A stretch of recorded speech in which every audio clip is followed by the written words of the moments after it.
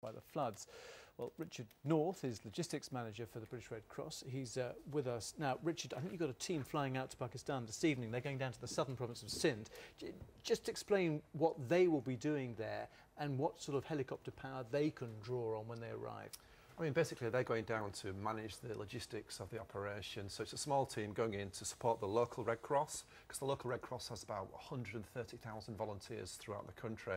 And it's just getting things to the people that need it. So it's organising ships coming in, aircraft arriving, local trucking, warehousing, the whole supply chain, so people get the vital aid that they need. So 66 helicopters, I think, being used at the moment in this relief effort, another 40 called on by the UN. Who will have the control of that? Is this something that the Pakistani government itself controls, or do individual charities work with them and share out these sort of resources? Yeah, I mean, there's a coordination and cooperation between all different elements, whether it's the government, the military, the different agencies, both the international and local agencies.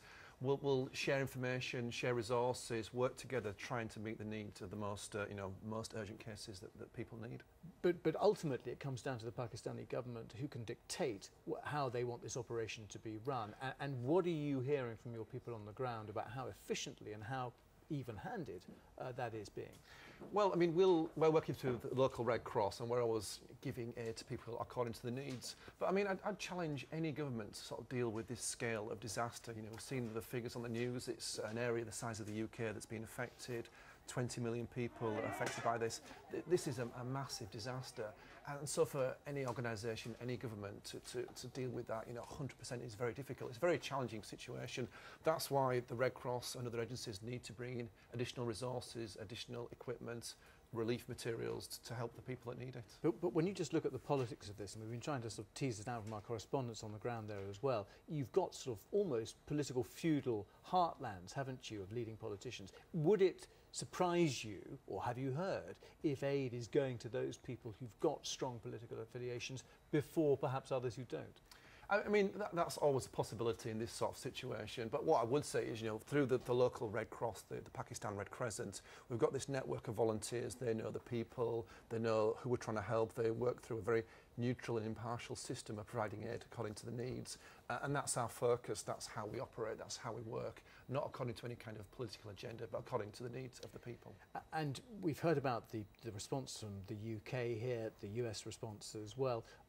What more is needed, and have you got any information about, say, what other British companies are providing at the moment, just in terms of getting across this landscape? Well, firstly, I'd say the response from the British public has been incredible. The DEC, it's taken in nearly £33 million, which is fantastic. We've also had support from Land Rover. They've donated 6 vehicles to the local Pakistan Red Crescent, which will really help us, getting stuff to people. And also, I think another way that people can help back in the UK is, the local Red Cross shops. If people have items they want to donate to a Red Cross shop, either quality clothing or books or CDs, then that can be donated to a Red Cross shop. We'll sell those goods and use it for work in the UK and overseas. But all those goods briefly will be sold. You wouldn't be donating clothes which would then be taken over? No, I mean, the practicalities of flying things half around the world, it's just not cost effective. We can buy or source things in country or in the region. It's a lot more cost effective to do that, so that's what we focus on doing. All right, Richard North, the logistics manager of the British Red Cross, thanks very much. Thanks. BBC News.